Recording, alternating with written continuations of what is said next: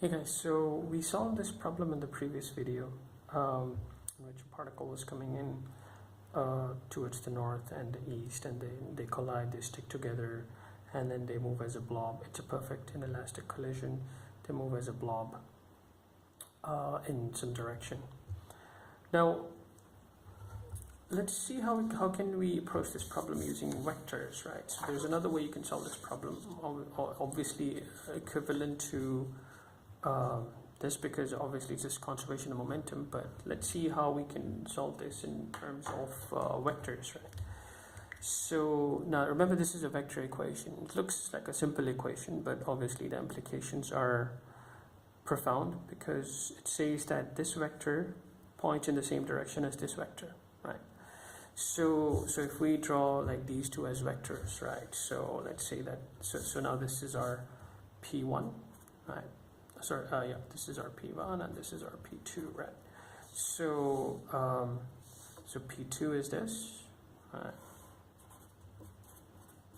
And P1 is this, right? So so the resultant of these two, right, the total initial momentum points in this direction, right? It's the sum of these two, so vector sum, given by the two-tail rule, or however you want to add them.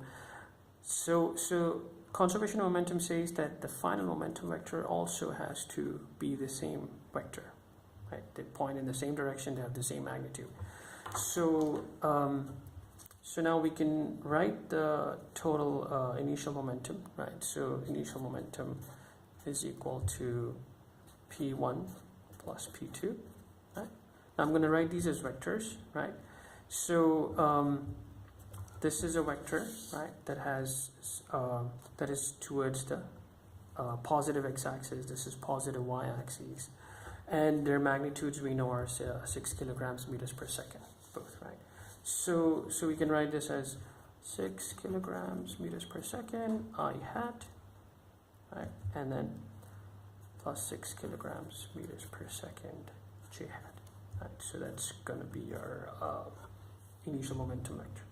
Now the magnitude of this is just going to be, you can just use Pythagoras theorem to get the magnitude of this vector pi. So that's going to be square root of 36 plus 36. I'm suppressing the units to avoid clutter. Kilograms meters per second, right? So that gives you square root of 72, which is 88.5 kilograms meters per second. Okay, so that's the magnitude of the initial momentum vector. Now again, conservation of momentum says that their magnitudes have to be equal, right? So this is also equal to PF, 8.5 kilograms meters per second, right? So so we can see that the final momentum vector we know is m times Vf, the magnitude of the final momentum vector. So this is equal to 8.5 kilograms meters per second. Sorry, meters per second. So you get Vf equals 8.5. So this mass is 5 kilograms, right? So if you divide 8.5 by 5, you get 1.7 meters per second, which is our previous answer also, right? And then tangent theta for this vector, so theta tangent of this is just P2 over P1. So any just like you get the value of this angle for any vector, so tangent theta is just going to be this divided by this, which is again 1. So you get theta equals 45 degrees, right? So again, you know it's both ways are correct, but this is more like more geared towards vectors, and you should be familiar with both of these methods. Okay, that's it for the second part of this example. Just have a few more comments which I'll add in the next video. Thanks for watching. Bye.